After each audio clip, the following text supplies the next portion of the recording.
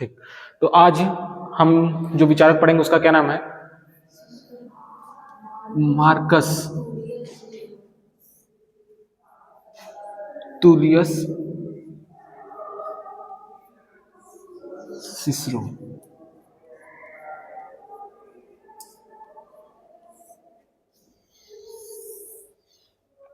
ये जो विचारक हैं एक बहुत ही प्रसिद्ध विचारक हैं। कहाँ के ये प्राचीन रोम के हैं। कहाँ के हैं? प्राचीन रोम के। इनका जो जन्म हुआ जब रोमन साम्राज्य का पतन हो रहा था, यानी कि रोमन साम्राज्य के संविधान का अंत हो रहा था, उस ड्यूरेशन में इनका क्या हुआ था? जन्म हुआ था। इनका जन्म 106 बीसी में जन्म हुआ था और 43 बीसी में क्या हो गया था? मृत्यु हो गई थी। ठीक है, तो ये हमें पता चल जाता है कि पोलिबियस के बाद क्या हुआ? इनका जन्म हुआ। और पोलिबियस के बाद जन्म हुआ तो कई सारी चीजें जो होंगी, पोलिबियस की चीजों को भी इन्होंने क्या किया? उसकी व्याख्या की। तो जो ये मार्कस तुलियस सिसरो हैं वो प्राचीन रोम के एक कुशल वक्ता और राजमर्मज्ञ थे, जिन्होंने दो चीजों के बारे में बात की। एक बात की सद्गुण के बारे में और दूसरी चीज है, एक है सद्गुण और दूसरा है व्यवस्था।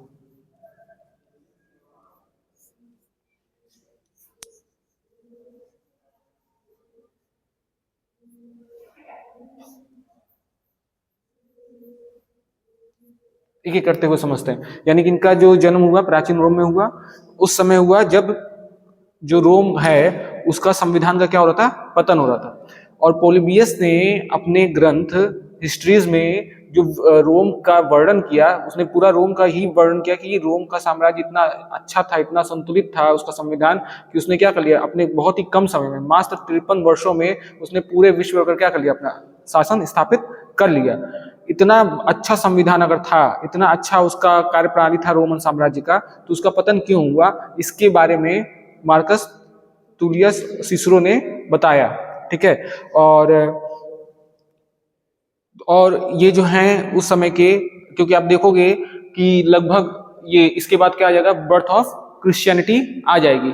तो इनका जो दर्शन था वो मसीही दर्शन से प्रेरित था। मसीही दर्शन, तो मसीही दर्शन क्या होता है? जो कहते हैं, हाँ क्रिश्चियन है, उनको क्या कहेंगे? जिनका जो जन्म हुआ था, नहीं, जो उनके ईश्वर है उनका जो जन्म हुआ था, उनको क्या कहेंगे? हाँ, ईसा मसीह। ठीक है, तो मसीही दर्शन एक ऐसा आध्यात्मिक और बौद्धिक दृष्टिकोण है जो बाइबल की शिक्षाओं विशेषकर यीशु मसीह के जीवन, प्रेम, क्षमा और बलिदान पर आधारित था। ठीक है ना? तो जो ये मसीही दर्शन है, पहले ये बात समझना, क्योंकि मसीही दर्शन बार बार आएगा। तो जो मसीही दर्शन है वो, क्योंकि दर्शन है तो जो फिलॉसफी होती है वो क्या होती है? किसी चीज के बारे में वर्णित करती है। जब आप भारत में देखोगे तो बौद्ध दर्शन देखोगे, जैन दर्शन देखोगे, ठीक है, और चारवाक दर्शन देखोगे। उसी प्रकार से यूरोप में भी एक दर्शन है जिसका नाम है मसीही दर्शन, जिसमें किसके बारे में बात की गई? जो वहाँ के ईसाइयों के जो देवता हैं जिनका नाम है यीशु मसीह, उनके जीवन में किस प्रकार से जो चीजें थी, जैसे क्या क्या था? जीवन, प्रेम, क्षमा और बलिदान पर आधारित था।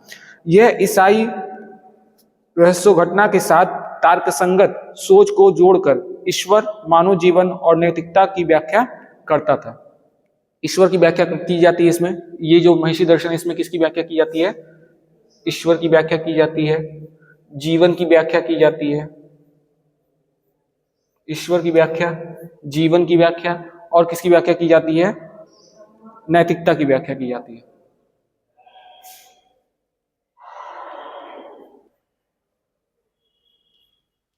इन चीजों की क्या की जाती है? व्याख्या की जाती है इस दर्शन में। और ये जो दर्शन है वो मूलतः किन भावों के बारे में बात करता है?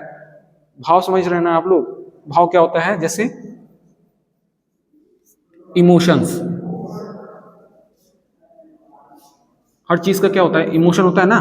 तो ये किसके बारे में बात करता है? जीवन के भाव के बारे में बात करता है, प्रेम के इमोशंस के बारे में बात करता है, क्षमा के इमोशंस के बारे में बात करता है तथा बलिदान के बारे में बात करता है।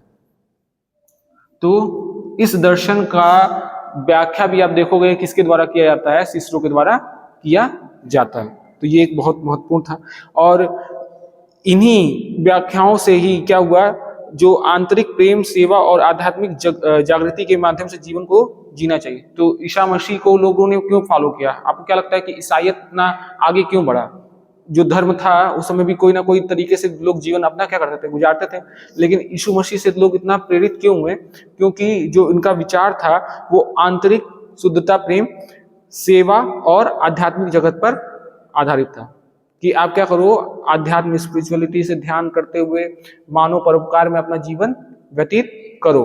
अभी जब हम सिसरो को पढ़ेंगे तो सिसरो ने क्या कहा कि जो ये भेज देंगे, तो सिसरो ने जो कहा कि जो जीवन होता है वो दो चीजों से मिलकर बना हुआ है। क्या है? एक है दर्शन और दूसरा अलंकार शास्त्र। इन दोनों से मिलकर क्या बनता है? जीवन बनता है और इसी से राज्य का निर्माण होता है। और उस राज्य में जो सद्गुणी पुरुष होते हैं या सद्गुणी लोग होते हैं, उनको अपने कहते हैं जीवन में सद्गुण को और बढ़ाना चाहिए, सर्वोच्च मानवीय सद्गुणों को अर्जित करना चाहिए और राज्य में परोपकार की भावना से कार्य करना चाहिए। थोड़ा सा सीक्वेंस बार बार टूट जा रहा है। तो जो मार्कस तुलियस हैं वो नागरिकों के राजनीतिक शिक्षा के लिए दर्शन और अलंकार शास्त्र के समन्वय की बात करते हैं। अब हम सीधा जो है मार्कस तुलियस के विचारों पर आ रहे हैं।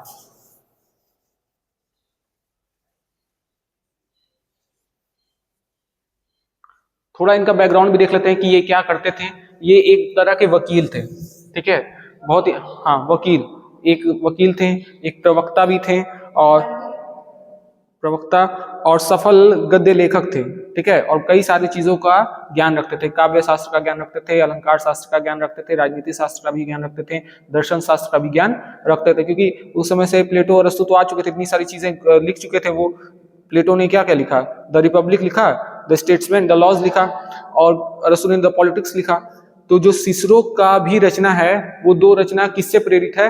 प्लेटो और अरस्तु से प्रेरित है। तो अलंकार शास्त्र, काव्य शास्त्र और राजनीति शास्त्र, नीति शास्त्र, ये सारे चीजों का ज्ञान किसके पास था? पहले से सिसरो को ज्ञान था। क्योंकि देखो, जब तक कोई चीज खोजी नहीं गई है तब तक हमें उसका ज्ञान नहीं होगा। कोई चीज खोज ली गई है तो हमें क्या हो जाता है? धीरे धीरे उसका ज्ञान हो जाता है। जैसे मान लो इस समय आर्टिफिशियल इंटेलिजेंस को खोजा गया ना, तो अब लोग क्या करेंगे? उसके बारे में पढ़ेंगे। जब तक नहीं खोजा गया था तब तक किसी को पता नहीं था। तो सिसरो को इन विधाओं के बारे में क्या था? पता था, ठीक है। लेकिन इन सारी चीजों के होने के बाद भी, इतना ज्ञान होने के बाद भी, वो एक तरह का असफल राजनीतिज्ञ था।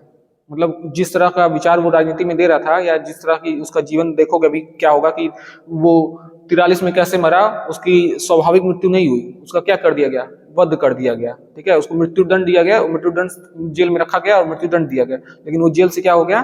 भागा और उसको पकड़ के उसका वध कर दिया गया था, ठीक। तो क्यों किया गया? क्योंकि उसने कुछ ऐसा किया होगा।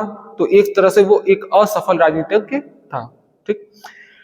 अब ऐसे समय में उसका जन्म हुआ था जब पोलिबियस ने क्या किया था कि रोमन गणराज्य के संविधान का बहुत ही विस्तृत वर्णन किया था। लेकिन इतना वर्णन करने के बाद भी रोमन साम्राज्य क्या हो रहा था? पतन की ओर चल रहा था। जब इसका जन्म हुआ इनका, तो पोलिबियस की तो मृत्यु हो चुकी है, ठीक है। पोलिबियस की मृत्यु कब हुई थी? पोलिबियस की मृत्यु कब हुई थी? हाँ, 122-121 में बीसी में उनकी मृत्यु हो गई थी। उसके बाद इनका जन्म हो रहा है 106 में। तब तक उनकी रचना और उनकी जो कृतियां थी वो फैल चुकी थी लोगों में, उनके विचार फैल चुके थे। तो ये जो विचार थे सिसरो को भी पता चले, और सिसरो को लगा कि सच में अगर रोमन साम्राज्य के बारे में इतना प्रशंसा की गई है कि रोमन साम्राज्य इतना बड़ा था, इतना उसका जो गणराज्य है, उसका जो संविधान है वो बहुत शुद्ध रूप में है और सर्वोच्च है, अगर तो कैसे उसका पतन हो गया, ठीक है। ये सारे विचार किसके मन में चल रहे थे? सिसरो के मन में चल रहे थे। अब जो ये सिसरो हैं, उनको 64 बीसी में, उनको 64 बीसी में कॉन्सुल नियुक्त किया था। उनको क्या नियुक्त किया जाता है? कॉन्सुल नियुक्त किया जाता है। कॉन्सुल के रूप में इनको नियुक्त किया जाता है, और कुछ समय पश्चात ये क्या बन जाते हैं, गवर्नर भी बन जाते हैं। तो इनको जो है, जो सभाएं होती थी उसमें कॉन्सुल नाम से एक पद होता था, सदस्यों का पद होता था। तो इनको क्या किया गया, 64 BC में कॉन्सुल के पद पर नियुक्त किया गया, और कुछ ही समय के बाद कुछ समय के बाद जो वो ये जो थे वो सिलिसिया का के गवर्नर बन गए। यानी कि काउंसिल के पद पर इनकी नियुक्ति हुई, और कुछ समय के बाद ये क्या हो गए, सिलिसिया के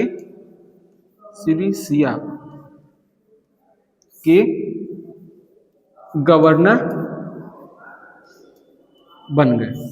सिलिसिया के क्या बन गए, गवर्नर बन गए। ठीक, इसके बाद इनको जो है 58 BC में अब इनके देश रोम से निकाल दिया गया। 58 BC में इनको रोम से क्या कर दिया गया, निर्वासित कर दिया गया। निकालने का मतलब होता है निर्वासित ना, कि जहां पे आप बसे हुए हो वहां से आपको क्या कर देते हैं, हटा देते हैं। तो इनको रोम से निर्वासित कर दिया गया। तो कुछ किया होगा तभी तो निर्वासित किया होगा। घर में से किसी बच्चे को घर से अगर बाहर निकाला जाता है, मान लो, या किसी को राज्य से बाहर निकाल दिया जाता है, तो कोई उसने अपराध किया होगा तभी तो बाहर निकाला जा रहा है। तो सिसरो ने भी कोई अपराध किया होगा। तो सिसरो ने क्या किया कि जो वहां के सैनिक थे, रोमन सैनिक, उनके ऊपर जो है गैर कानूनी ढंग से हत्या करने का आरोप लगा दिया था, और उस पर मुकदमा भी उन्होंने क्या कर दिया था, फाइल कर दिया, क्योंकि वकील थे तो उस पर मुकदमा भी उन्होंने फाइल कर दिया। कहने का सेंस ये है कि ये जो सिसरो थे उन्होंने रोम के एक सैनिक पर, ठीक है, कहते हैं मतलब गैर कानूनी, मान लो पुलिस को ये बोला गया कि आपको इनका एनकाउंटर करना है तो ठीक है, लेकिन पुलिस ने जानबूझकर ही किसी को मार दिया बिना किसी तथ्य के, तो वो गैर कानूनी है ना। भले ही पुलिस है लेकिन वो गैर कानूनी काम किया। तो उसी प्रकार से रोम के एक सैनिक ने क्या किया, गैर कानूनी रूप से किसी व्यक्ति का हत्या कर दिया, जिसके ऊपर इन्होंने क्या कर दिया, मुकदमा दर्ज कर दिया। इसके कारण से क्या हो गया, मतलब अभियोग चला, जिसके कारण से जो वहां की सरकार थी उन्होंने क्या किया, इनको रोम से बाहर कर दिया कि आप अपने सैनिकों के ऊपर ही क्या कर रहे हो, अभियोग चला रहे हो। ठीक है, तो इनको बाहर कर दिया राज्य से। फिर इनको आपस भी बुला लिया गया। 57 BC में इनको क्या कर लिया गया, आपस बुला लिया गया रोम में, क्योंकि एक विचारक हैं और ज्ञानी भी व्यक्ति हैं, तो इनको क्या कर लिया गया, रोम के साम्राज्य जो थी उनमें इनको देश में आपस बुला लिया गया, रोम में आपस बुला लिया गया। लेकिन क्या हुआ कि इसी दौरान 44 BC में सीजर की हत्या हुई, और हाँ, तो उसमें जो व्यक्ति था जिसके खिलाफ ये उन्होंने रिपोर्ट फाइल की थी और जिसपे केस चल रहा था, उसका नाम था सीजर। उसका नाम क्या था, सीजर। ठीक है, सीजर। तो सीजर की क्या हो जाती है, 43 BC में हत्या हो जाती है। ये राज्य में आपस आ चुके हैं और कुछ समय तक वो वहां पर हैं, लेकिन क्या हो गया, 43 BC में सीजर की 44 BC में क्या हो गया, सीजर की हत्या हो गई। अब एक बात सोचिए कि किसी व्यक्ति की हत्या हो गई, ठीक है, किसी ने मार दिया और ये नहीं पता किसने मारा है, तो शक किस पे जाएगा, उसके दोस्तों पे जाएगा, या सामान्य व्यक्ति पे जाएगा, या उसके शत्रु पे जाएगा, शत्रु पे जाएगा, जो उसका दुश्मन होगा। तो लोग यही सोचेंगे कि हाँ, इसकी दुश्मनी थी और इसने क्या किया था, इसने धमकी भी दिया था कि अगर तुम मेरा बात नहीं मानोगे तो मैं तुम्हारा क्या कर दूंगा, हत्या कर दूंगा। ठीक है, तो अब किसी ने बस इसने बोल दिया गलती से कभी, तो किसी ने सुन लिया, और जब उसकी मृत्यु हो गई, जैसे मूवीज में दिखाते हैं ना, फिल्म में, कि किसी मृत्यु हो गई तो उसी को पकड़ के ले गया जेल में कि नहीं तुम्ही ने क्या किया है, उसको मारा होगा, भले ही तुमने मारा हो या ना मारा हो, पकड़ के ले गए। तो सीजर की हत्या हो गई, और इसी क्या हुआ, इनको 43 BC में इनको प्राणदंड यानी मृत्युदंड दे दिया गया। 43 BC में क्या हो गया, इनको प्राणदंड दे दिया गया, यानी कि मृत्यु दे दी गई, मृत्यु की सजा दे दी गई। तो जेल में बंद कर दिया गया इनको, लेकिन वो क्या हो गया, किसी तरह से अपने आप को जेल में से बचाकर भाग गए, और जेल में से बचकर जब वो भाग रहे थे तो इनको पकड़कर उनकी क्या कर दी गई, हत्या कर दी गई। ठीक है ना, तो इनका जीवन काल आपको समझ में आ गया, इनके साथ क्या क्या हुआ ये आपको समझ में आ गया। ठीक, जीवन परिचय समझ में आया ना। जीवन में क्या हो रहा है कि 64 BC में काउंसिल के पद पे नियुक्त हो रहे हैं, फिर कुछ ही समय के बाद सिलिसिया के गवर्नर भी बन गए, और 58 बीसी में क्या हो गए, रोम से इनको निर्वासित कर दिया गया, बाहर निकाल दिया गया। क्यों निकाल दिया गया? क्योंकि वहां के जो सैनिक था उनके ऊपर उन्होंने, रोम के एक सैनिक पर उन्होंने जो अभियोग लगा दिया, केस दर्ज करा दिया कि इन्होंने जो हत्या की है वो गैर कानूनी ढंग से की है।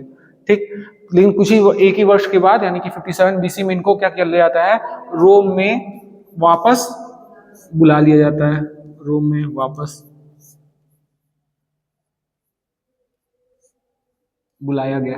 ठीक, अब ये रोम में रह रहे थे, जिसके ऊपर केस चल रहा था, जिस व्यक्ति से संबंधित केस चल रहा था, उसकी क्या हो जाती है, हत्या हो जाती है। और हत्या होती है तो सब लोगों का शक इनके ऊपर जाता है, और इन्हीं को क्या कर लिया जाता है, गिरफ्तार भी कर लिया जाता है, और इनको कोर्ट के द्वारा, वहां का जो न्यायालय था उसके द्वारा उनको क्या कर दी जाती है, मृत्युदंड दी जाती है। और जब मृत्युदंड दी जाती है तो उनको क्या करना पड़ता है, उसको जेल में रहते हुए किसी तरह से अपने आप को बचाते हुए भागते हैं, और जब भागते हैं तो उनकी क्या हो जाती है, वहां पे हत्या कर दी जाती है। तो ये तो उनका जीवन परिस्थिति। अब हम उनके विचारों के ऊपर चलेंगे, क्योंकि हमको राजनीति विज्ञान में किसी के जीवन से लेना देना नहीं है। हम जीवन केवल इसलिए पढ़ रहे हैं ताकि हमें समझ में आ सके कि जो व्यक्ति है वो, उसके जीवन में ये घटनाएं घटित हो रही हैं, तो उसने जो समाज में देखा और अपना जो विचार दिया वो उसी से प्रभावित होगा।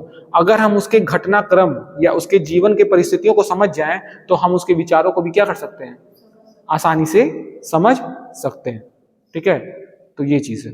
जब मान लेते हैं किसी ने ये देखा, हमेशा अपने आसपास जो है मनुष्यों को सहयोगी भावना से देखा, ठीक है, परोपकार की भावना से देखा, कभी किसी को हानि पहुंचाते हुए नहीं देखा, तो वो क्या सोचेगा कि जो व्यक्ति होता है वो क्या होता है, बहुत ज्यादा दयालु होता है।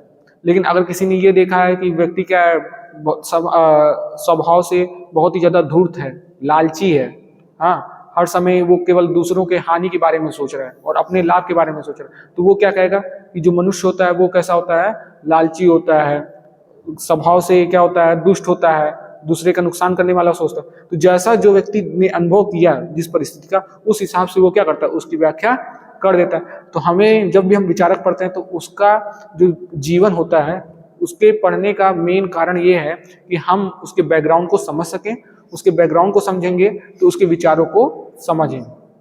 मनुष्य का जन्म हुआ इस पृथ्वी पे, वो क्या करता है, धीरे धीरे ज्ञान का अर्जन करता है, ज्ञान का अर्जन करता है, अनुभवों से सीखता है। तो मनुष्य और कुछ नहीं है, वो केवल अपने अनुभवों का उत्पाद है, कह सकते हैं। जो प्रोडक्ट है वो फाइनल प्रोडक्ट है वो उसका, वो क्या है, उसके अनुभवों, हाँ, उसके जो जो उसका कहते हैं एक्सपीरियंस है, उसी का वो फाइनल प्रोडक्ट है। तो एक शब्द में अगर हम कहें कि ह्यूमंस क्या है,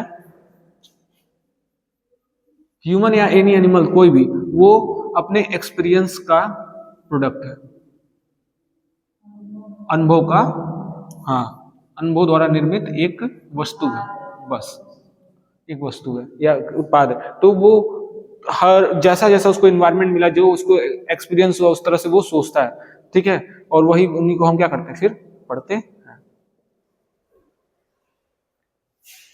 एक विचारक हैं जिनका नाम है जॉन लॉक। ठीक है, जॉन लॉक। तो जॉन लॉक ने कहा कि जो मनुष्य होता है उसका मस्तिष्क जब जन्म होता है तो एकदम ब्लैंक स्लेट होता है, ब्लैंक स्लेट। जैसे आपने देखा होगा बच्चों को स्लेट दिया जाता है क्या करने के लिए, चौक से अल्फाबेट सीखने के लिए, लिखने के लिए शुरुआत में।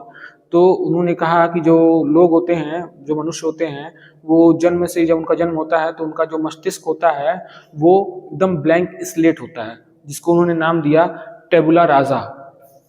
हमेशा पूछता है ये टेबुला राजा, ठीक, ये टर्म का यूज किया। इन्होंने कहा कि इसी ब्लैंक स्लेट पर वो अपनी लाइनें खींचता है और उससे क्या करता है, अपने चित्र को, समाज के और अपने जीवन के चित्र को बनाता है।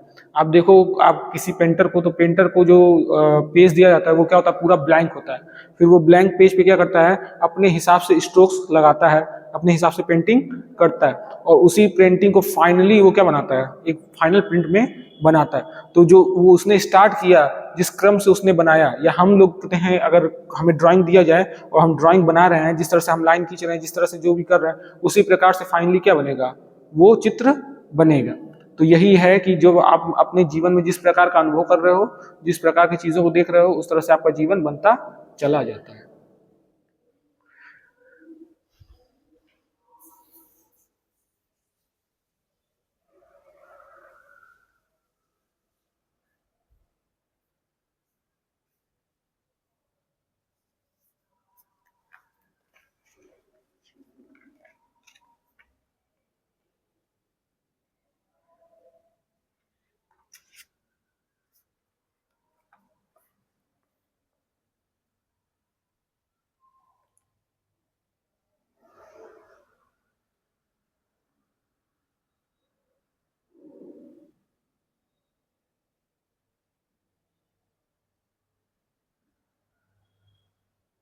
अब जो सिसरो हैं वो राजनीतिक शिक्षा के लिए, नागरिकों की राजनीतिक शिक्षा के लिए दो टर्म की बात करते हैं।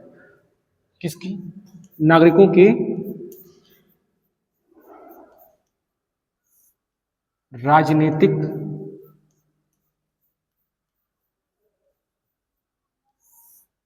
शिक्षा,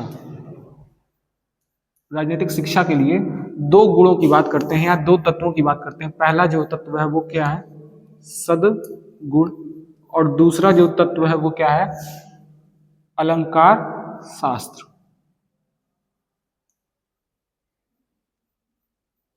वो कहते हैं कि इन्हीं दोनों के समन्वय से परस्पर, मतलब कि समन्वय का क्या मतलब होता है कि मिलने जुलने से, इन दोनों के मिलने से ही क्या होता है, वो उनको क्या होगा? राजनीति शास्त्र का ज्ञान होगा, यानी राजनीति का उनको ज्ञान होगा। तो उन्होंने दर्शन, अच्छा सद्गुण, तो नागरिकों की राजनीतिक शिक्षा के लिए उन्होंने दर्शन, हमको थोड़ा सा कंफ्यूजन हो गया, राजनीतिक शिक्षा के लिए उन्होंने दर्शन और अलंकार शास्त्र की बात, अलंकार शास्त्र के समन्वय की बात की। उन्होंने ये कहा कि जो दर्शन है वो उससे क्या मिलता है? ज्ञान प्राप्त होता है। दर्शन से क्या प्राप्त होता है? ज्ञान प्राप्त होता है। और अलंकार शास्त्र उसे प्रभावशाली बनाते हैं। अलंकार शास्त्र उसे क्या बनाते हैं? प्रभावशाली बनाते हैं। जैसे मान लो व्यक्ति ने बहुत कुछ पढ़ लिया, समझ लिया, ठीक, लेकिन वो जब अपने विचार दे रहा है वो सही से नहीं बता पा रहा है। बहुत समझ लिया, हर चीज उसको समझ में आ गया, लेकिन जब वो बोल रहा है तो वो अपने विचारों को सही तरीके से नहीं बता पा रहा है। उसके अंदर विचार तो समझ में आ गए, लेकिन उसके पास शब्द नहीं है। या अलंकार क्या होता है? विधा होती है ना हिंदी में। हाँ, नहीं, अलंकार के कई प्रकार होते हैं। अलंकार एक तरह का शास्त्र है जिसमें ये बताया जाता है कि आप जो कहानी लिख रहे हो, कविता लिख रहे हो, गद्य लिख रहे हो या पद्य लिख रहे हो, जो पोएट्री प्रोज लिख रहे हो, वो किस फॉर्म में आप लिखो कि वो अच्छा लगे। उसका एक तरह से कह सकते हैं, हाँ, शोभा बढ़ाने का आभूषण है वो उसको ही शोभा बढ़ाता है। तो अगर मान लो किसी व्यक्ति को दर्शन का मतलब उसको ज्ञान तो प्राप्त हो गया, दर्शन से ज्ञान प्राप्त हो गया, लेकिन उसके अंदर अलंकार शास्त्र नहीं है, उसके अंदर वो ज्ञान नहीं है कि वो भाषा का कैसे प्रयोग करे और किस प्रकार से चीजों को बताए, तो वो अपने ज्ञान का कभी प्रदर्शन नहीं कर पाए। तो उन्होंने कहा कि आपको अगर राजनीतिक शिक्षा लेनी है, ठीक है, राजनीति का ज्ञान प्राप्त करना है, तो आपको दो चीजों का समन्वय बनाना होगा। एक है दर्शन और दूसरा है अलंकार शास्त्र। तो सिसरो ने नागरिकों की राजनीतिक शिक्षा के लिए दर्शन और अलंकार शास्त्र के समन्वय पर बल दिया। उसने तर्क दिया कि सर्वोच्च मानवीय सद्गुण अर्जित करने के लिए ये जरूरी है कि हम क्या करें? पहले तो ज्ञान प्राप्त करें और फिर उसको अपने जीवन में व्यावहारिक रूप से उतारें। पहले अगर आपको अपना जीवन सर्वोच्च मानवीय सद्गुणों से बनाना है, यानी कि सर्वोच्च मानवीय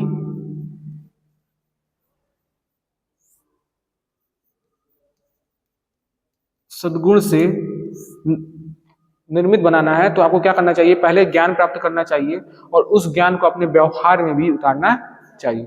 ज्ञान तो प्राप्त कर लिया, लेकिन अगर उसको व्यवहार में नहीं उतार रहे हैं तो कोई उस ज्ञान का फायदा नहीं है। तो ज्ञान प्राप्त करने के साथ अगर आपको सच में अपने मानव जीवन का सद्गुण का सर्वोच्च स्थिति प्राप्त करना है, तो ज्ञान प्राप्त करने के बाद उसको अपने जीवन में भी आप उतारें। ठीक,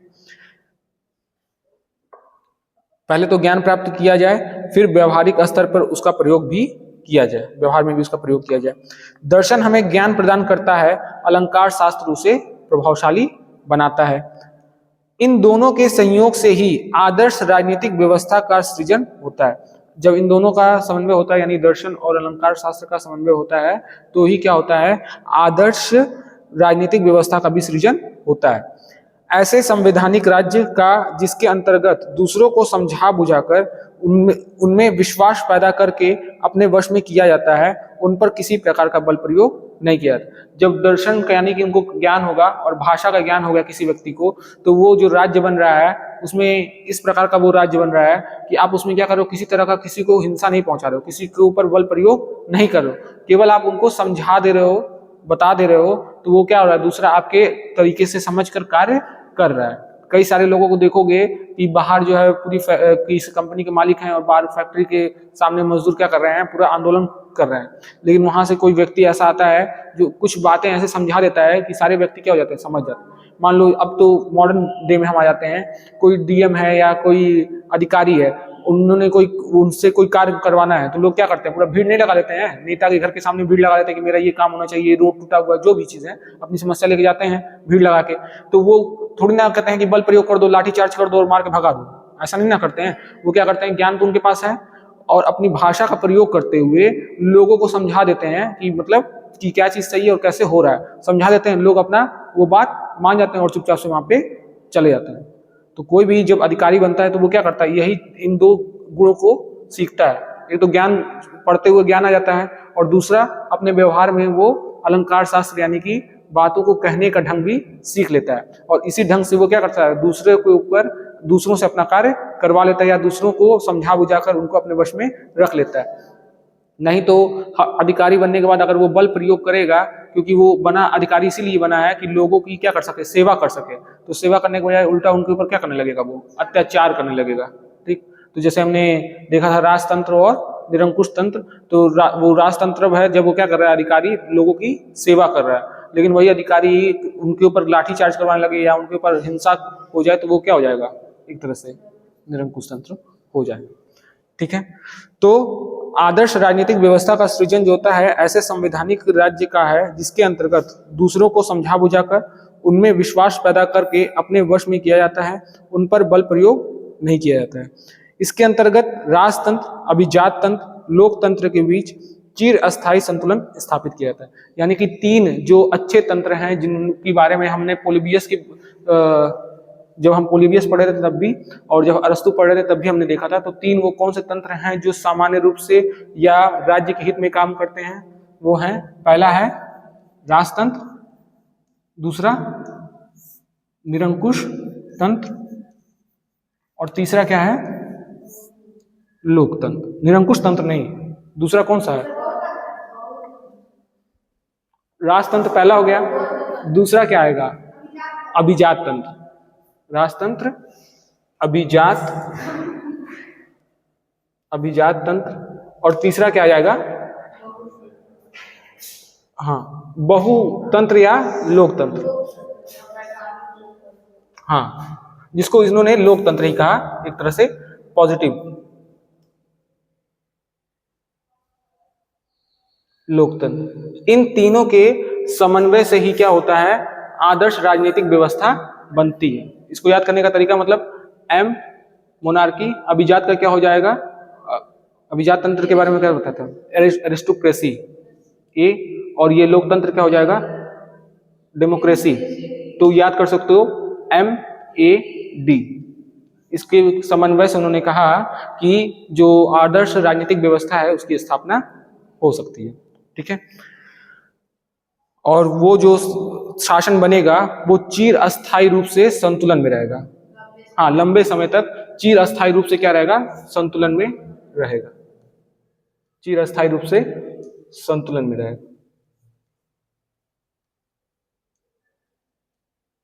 ठीक है, जैसे बार बार वो कहा गया, पोलिबियस ने कहा कि जो शासन तंत्र होता है वो क्या होता है, एक साइकिल के रूप में काम करता है। एक शासन का क्या होता है, सूर्य उदय होता है, यानी वो शासन तंत्र पहले उत्पन्न होता है, फिर धीरे धीरे धीरे धीरे क्या होता है, वो समाप्ति की ओर जाता है, अस्त हो जाता है। तो ये क्रम चलता रहता है और ये क्रम चलता रहेगा। लेकिन ये कह रहे हैं कि ऐसा नहीं है, अगर आपने इन तीनों का समन्वय बैठा लिया तो चिर अस्थायी रूप से वो आपका जो शासन है वो चलता रहेगा, कभी भी समाप्त नहीं होगा। उसमें कोई विधान नहीं आएगा। सिसरो के अनुसार सद्गुण अर्जित करने का सबसे अच्छा साधन जो है वो शिक्षा है, ठीक है। और किस प्रकार की शिक्षा? उदार शिक्षा। तो अगर आपको मानवीय सद्गुण प्राप्त करना है तो आपको क्या करना होगा? एक ही चीज प्राप्त करना है आपको, उदार शिक्षा। नहीं, उदार का मतलब लिबरल, उदार उदार मतलब नहीं कहते हैं कि वो बड़े, कहते हैं उदारवादी हैं, बहुत दयालु हैं, बहुत कृपालु हैं। जब आप देखोगे भारतीय राष्ट्रीय कांग्रेस भी दो पार्ट में टूटा, तो एक बना जो नरम पंथ थे उनको बोला गया उदारवादी, ठीक है, और जो कहते हैं उग्रवादी थे, हाँ, जिनको गर्मपंथी बोला था वो कहते हैं उग्रवादी थे। तो आपकी शिक्षा उग्रवादी नहीं होनी चाहिए, आपकी शिक्षा कैसी होनी चाहिए? उदारवादी, कृपालु होना चाहिए आपके नेचर। तो मैंने बताया भी आपको कि मनुष्य के भी क्या होते हैं, दो प्रकार बताए गए ना। एक प्रकार क्या बताया, जो कांट को पढ़ोगे तो कांट क्या, मनुष्य जो है बहुत परोपकारी व्यक्ति है। जब उसी हॉब्स को पढ़ोगे तो हॉब्स जो है वो कहेगा कि ह्यूमंस जो होते हैं वो ब्रूटल होते हैं, नास्टी होते हैं। तो एक आप जो शिक्षा होनी चाहिए वो कैसे होनी चाहिए? उदार, यानी कि कृपालु वाली होनी चाहिए। तो उन्होंने कहा कि अगर आपको मानवीय सद्गुण अर्जित करना है तो आपकी शिक्षा लिबरल होनी चाहिए, जिसमें सैद्धांतिक ज्ञान और व्यवहारिक कौशल का मणिकंचन संयोग स्थापित। मतलब कि इससे क्या हो जाएगा, आपको सैद्धांतिक ज्ञान भी हो जाएगा, और जैसा उन्होंने कहा कि आप ज्ञान प्राप्त करो और ज्ञान प्राप्त करने के बाद उसको अपने व्यवहार में भी उतारो, उसको व्यवहारिकता भी प्रदान करो, ठीक है। जब आप व्यवहारिकता प्रदान करोगे तो वो क्या होगा, ज्ञान का सही महत्व होगा। तो उन्होंने यही कहा कि इससे क्या होगा कि आपको सैद्धांतिक रूप से तो ज्ञान प्राप्त हो जाएगा और व्यवहारिक कौशल भी आप में विकसित हो जाएगा। फिर उसके बाद गुणवान मनुष्य सार्वजनिक उत्तरदायित्व को संभालकर व्यक्तिगत सुख का अनुभव करते हैं। यानी कि उनका कहने का सेंस ये है कि जब आपके पास ज्ञान आ जाता है, सद्गुण आ जाता है, फिर आप क्या करते हो, सार्वजनिक जो उत्तरदायित्व होता है उनको संभालते हो, पब्लिक सेक्टर में जाते हो, पब्लिक के लिए क्या करते हो, लोगों के लिए काम करते हो, और उनके लिए काम करते हुए आपको क्या होता है, सुख और संतोष की प्राप्ति होती है, ठीक है ना। आप देखोगे कि बहुत सारे लोग होते हैं जिनको मतलब निष्काम भाव से या बिना किसी उसके कि हमें दूसरे से कुछ प्राप्त हो, वो लोगों की मदद करते हैं कि नहीं करते। जैसे अभी खिचड़ी का मेला था तो आप लोग कितना, जो आप लोग थे वहां पे, लोगों की मदद कर रहे थे कि नहीं कर रहे थे? कर रहे थे। तो वो एक, हाँ, तो जो भी है आप मदद कर रहे थे ना। आप ये सोच रहे थे क्या कि लोग जो है उसके बदले कुछ करेंगे हमारे लिए, या जीवन में मेरे लिए कोई सहायता करेंगे, ऐसा आपने सोचा? नहीं ना सोचा। आप पब्लिक का काम कर रहे थे, तो आपके अंदर क्या सच में वो सद्गुण है, ठीक। तो यही उन्होंने कहा कि जो व्यक्ति होता है उसे अपने सद्गुण का प्रयोग करते हुए, और अगर उसे गुणवान जो मनुष्य हैं वो सार्वजनिक उत्तरदायित्वों को संभालते हैं, यानी कि गुणवान मनुष्य सार्वजनिक उत्तरदायित्वों को संभालते हैं और उसी से अपने सुख और संतोष की प्राप्ति करते हैं। समझ में आया? पब्लिक सेक्टर में काम करते हैं तो बहुत सारे लोग अधिकारी बनते हैं, तो वो भी क्या करते हैं, पब्लिक का ही काम करते हैं, खुद का तो काम करने जाते नहीं है, और उसी में उनको सुख और संतोष भी प्राप्त होता है। क्लियर? अब हम बात करेंगे इनके दो रचनाओं के बारे में, ठीक है। इतना समझ में आ गया? इनके विचार जो थे, इनके विचार किस पे आधारित हैं? दर्शन पे और अलंकार शास्त्र पे आधारित हैं। ये कह रहे हैं कि व्यक्ति को दर्शन से क्या प्राप्त होता है? ज्ञान प्राप्त होता है। अलंकार शास्त्र से या भाषा शैली से एक प्रकार से वो अपने विचारों को सही तरीके से व्यक्त कर सकता है, और जब वो व्यक्त करता है तो वो दूसरों के ऊपर कभी भी हिंसक नहीं होगा, बल प्रयोग नहीं करेगा, समझा बुझा कर काम करवा लेगा, ठीक है। ये और सर्वोत्तम जो मानवीय सद्गुण होता है वो किससे प्राप्त होता है? उदार शिक्षा से प्राप्त होता है। और जो मानवीय गुणवान व्यक्ति होते हैं वो लोगों के हित में यानी सार्वजनिक उत्तरदायित्वों को संभाल कर ही सुख और संतोष प्राप्त करते हैं। बस इतना इनका विचार था। अब हम इनके कृतियों के बारे में जाएंगे और उन्होंने अपनी रचनाओं में क्या कहा उसको देखेंगे।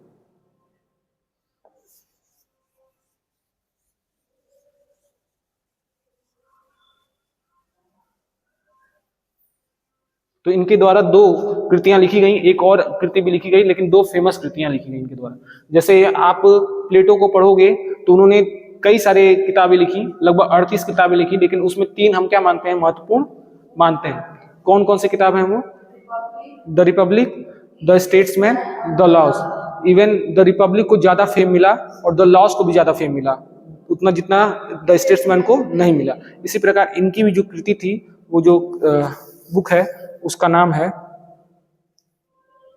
इनके जो विचार हैं सिसरो के राजनीतिक विचार को उन्होंने दो कृतियों में लिखा। पहला है दी रिपब्लिका,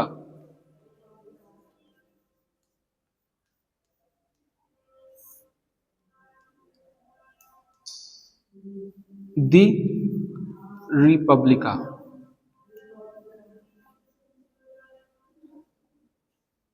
ठीक है। और जो दूसरा किताब, हाँ कहाँ, सही है, द रिपब्लिका, यहाँ पे लिखा हुआ। फिर है द लेगीबस, पढ़े हो क्या पहले से? Good, the Legibus. अब ध्यान से समझिएगा, ये बी ए है, BAS क्या हुआ जी?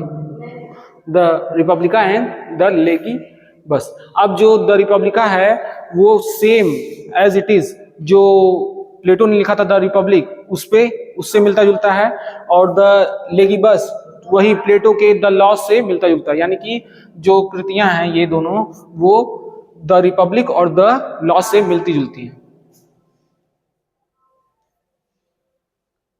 और ये दोनों किताब किसके द्वारा लिखी गई? हाँ, द रिपब्लिक और द लॉज, अरस्तु का नहीं है, प्लेटो का है, ठीक है ना। और उन्होंने जो जिस फॉर्मेट में लिखा, जिस तरह से लिखा, उसी के विचारों को क्या कहते हैं, मार्कस तुलियस सिसरो ने भी अपना लिया। लेकिन आप कभी ये नहीं कह सकते कि पूर्ण रूप पूरा कहते हैं जो संपूर्णता उसने अपनी रचनाओं में पूरा प्लेटो की बात की, ऐसा नहीं है। इसने तो कुछ अलग किया, कुछ अलग चीजों की बात की। जब मैंने शुरू में आपको पढ़ाया तो मैंने एक बात बताया आपको कि उस समय तक क्या हो चुका है, पोलिबियस का ज्ञान उसको प्राप्त हो चुका है, पोलिबियस के द्वारा जो रचनाएं लिखी गई हैं, जो चीजें दी गई उसका ज्ञान प्राप्त हो चुका है, यूनान के विषय में उसको ज्ञान प्राप्त हो चुका है। और यूनान में उस समय सबसे प्रसिद्ध जो विचारक थे वो यही दो थे, प्लेटो और अरस्तु। तो इनके विचार क्या होंगे, उन्हीं से ज्यादा प्रभावित होंगे, ठीक। अब द रिपब्लिका में ये आदर्श राज्य के सिद्धांत और रूप के विषय में बात करते हैं। जिस प्रकार से प्लेटो ने क्या किया, द रिपब्लिक में आदर्श राज्य की संकल्पना रखी, the concept of ideal state की संकल्पना रखी, उसी प्रकार से जो ये सिसरो हैं वो द रिपब्लिका में आदर्श राज्य की बात करते हैं, ठीक है, आदर्श राज्य की बात कर रहे हैं। और किस चीज के बारे में बात कर रहे हैं, एक और तत्व है जिसके बारे में वो बात कर रहे हैं कि उसका जो सिद्धांत है और जो रूप है, आदर्श राज्य का सिद्धांत और रूप कैसा होना चाहिए, इसके विषय में उसमें बात की। इसके बाद जो दूसरी पुस्तक है द लॉज, उसमें उन्होंने क्या किया, सरकार और उनके कानून के सिद्धांतों के बारे में बात किया।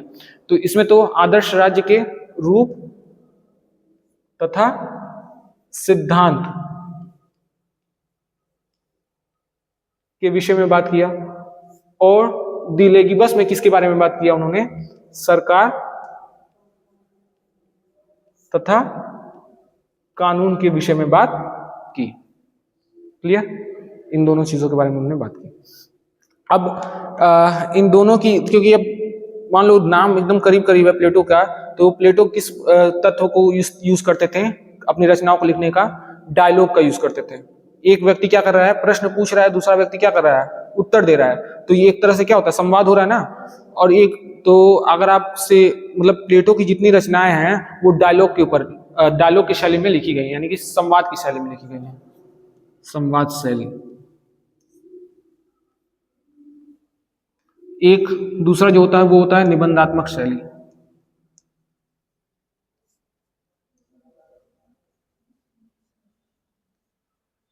संवाद शैली मतलब डायलॉग के फॉर्म में एक व्यक्ति, कभी कभी आप कहानी पढ़ते होगे तो उसमें देखते होगे कि 4 पात्र 5 पात्र बना दिए गए हैं और उसमें एक पात्र क्या कर रहा है, डायलॉग बोल रहा है, और दूसरा व्यक्ति भी उसमें डायलॉग बोल रहा है, इस तरह से रहता है ना।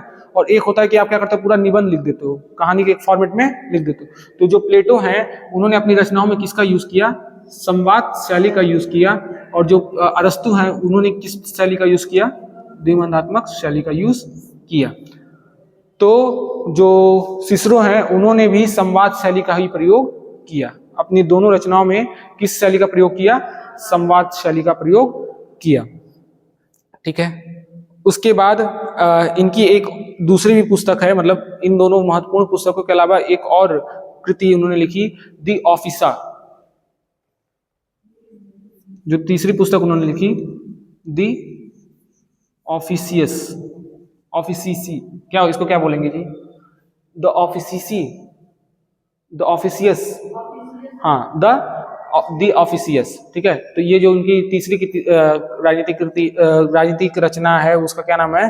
दी ऑफिसिस, दी ऑफिसिस, ऑफिसियस कैसे कर, द ऑफिसिस थोड़ा सा अजीब है ना, दी ऑफिसिस, दी ऑफिसिस।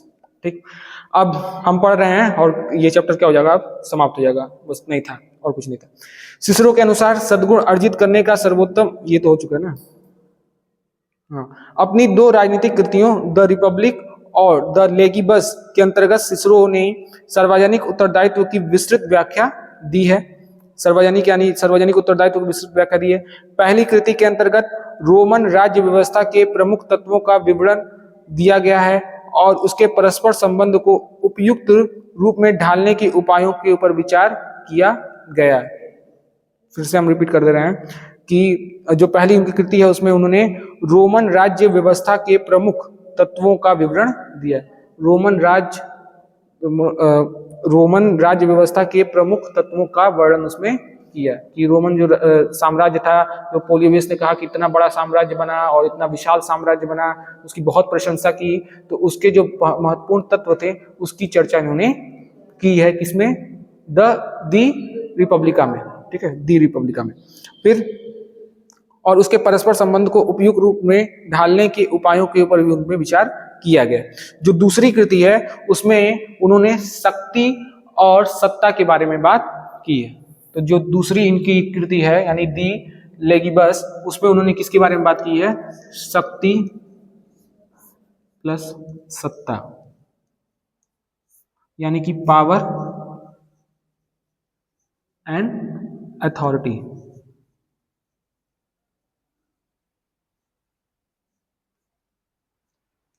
राजनीतिक विज्ञान में जब आप विचारों को पढ़ोगे, सिद्धांतों को पढ़ोगे, तो उसमें कई सारे चीज तत्व आएंगे। तो उसमें एक और तत्व की बात की गई है, फोर्स, यानी कि बल। फिर आपसे पूछा जाएगा कि बल और शक्ति में क्या अंतर है? बल और शक्ति में क्या अंतर है? हाँ, बल और शक्ति में क्या अंतर है?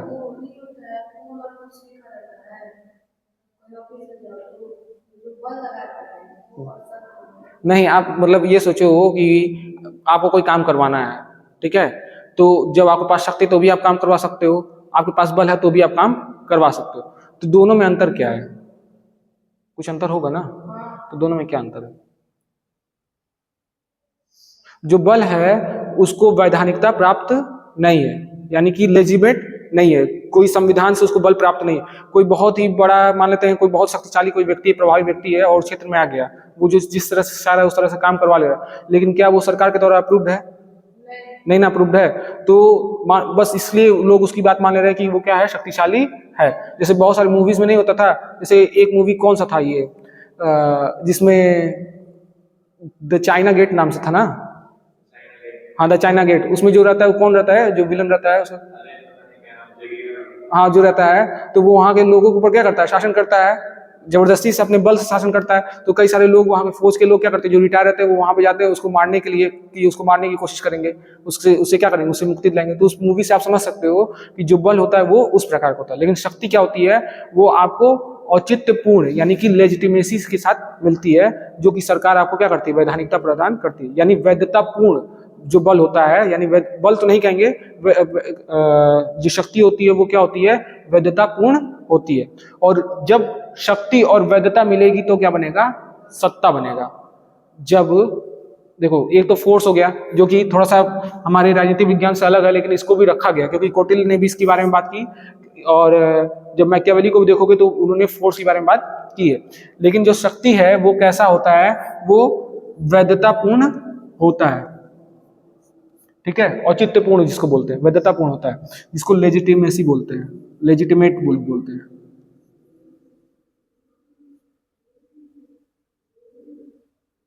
लेजिटिमेसी ठीक है। और शक्ति और वैधता जब औचित्य मिल जाता है तो क्या बनता है, सत्ता बनती है, अथॉरिटी बनती है। तो मैंने आपको, शायद आप लोगों को नहीं, तो मैं एक विचारक है मैक्स वेबर, उन्होंने कहा कि जो सत्ता होती है या शक्ति होती है वो 3 प्रकार की होती है।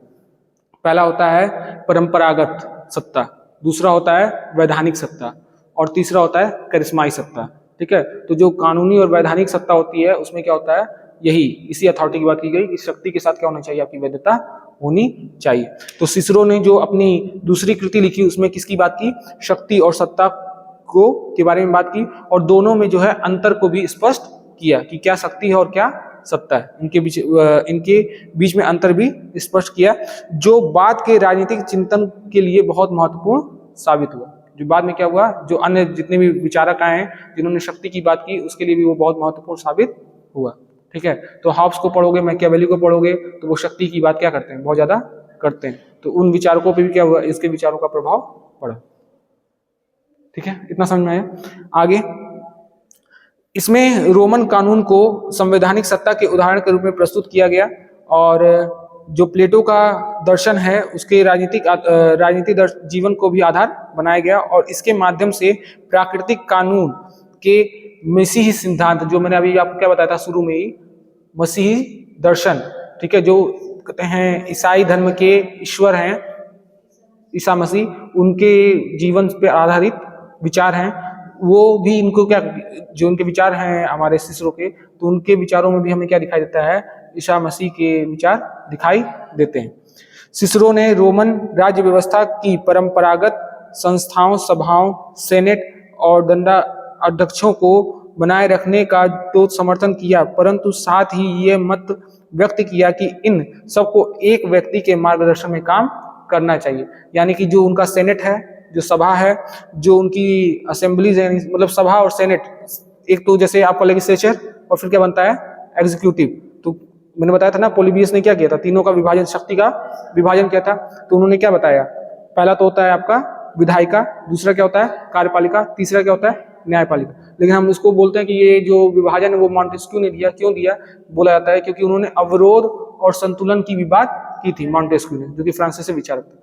वही चीज यहाँ पे ये कह रहे हैं कि जो सभाएं होती हैं, ठीक है, तो लोग गैदर जो होते हैं वो सभा हो गई, उसमें से कोई विशेष लोग कार्य करते हैं उनको क्या बोल देंगे, सेनेट। और जो दंडाध्यक्ष हैं यानी कि न्यायपालिका के लोग हैं, उन तीनों को क्या करना चाहिए,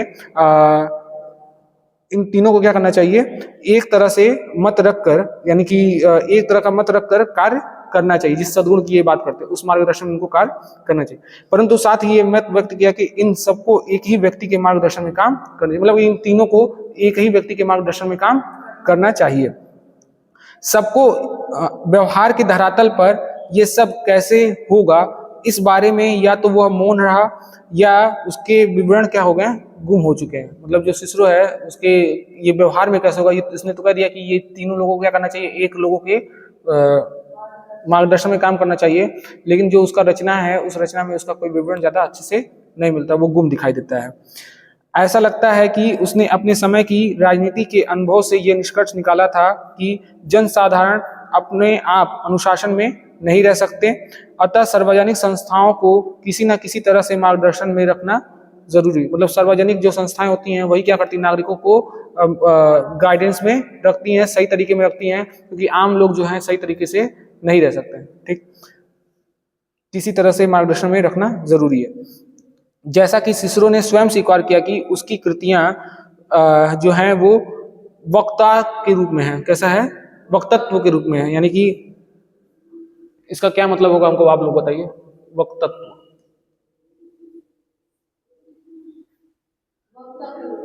क्या क्या लिखा हुआ है, पहले ये पढ़ के बताओ। वक्तृत्व, तो वक्तृत्व क्या होता है, क्या होगा, मतलब कि वक्ता के रूप में, क्योंकि इनका संवाद की शैली थी तो एक वक्ता के रूप में इन्होंने अपनी रचनाओं को लिखा। ठीक है, तो उनकी कृतियां जो हैं वक्तृत्व, इसको क्या पढ़ेंगे, फिर से पढ़ के बताओ हमको। वक्तृत्व, वक्तृत्व ना कहना, तो संवाद शैली में जो वक्ता के द्वारा कहा, पढ़ेंगे क्या इसको, ये बताओ। वक्तृत्व,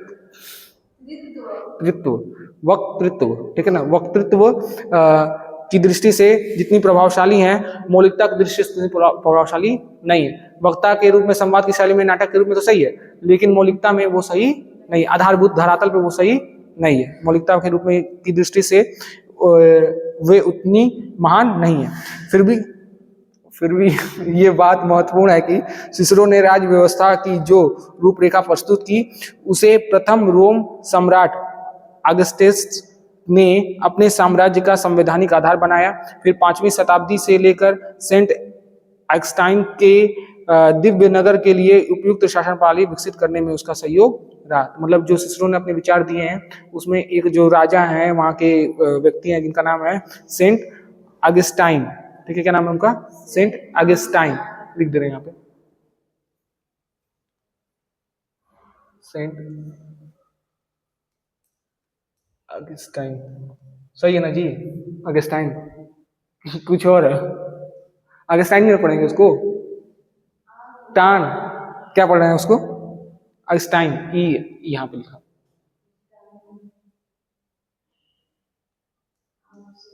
सही है। अब सेंट ऑगस्टाइन के जो उनकी दिव्य नगर जिनको कहा गया सिटी ऑफ गॉड जो उन्होंने बसाया, उसके लिए क्या थी, बहुत ही ज्यादा महत्वपूर्ण सिद्ध हुई। बस ये हो गया सिसरो का, पूरा जीवन पढ़ लिया हमने, उनका रचनाएं पढ़ ली और सब कुछ हम लोग उनके बारे में जान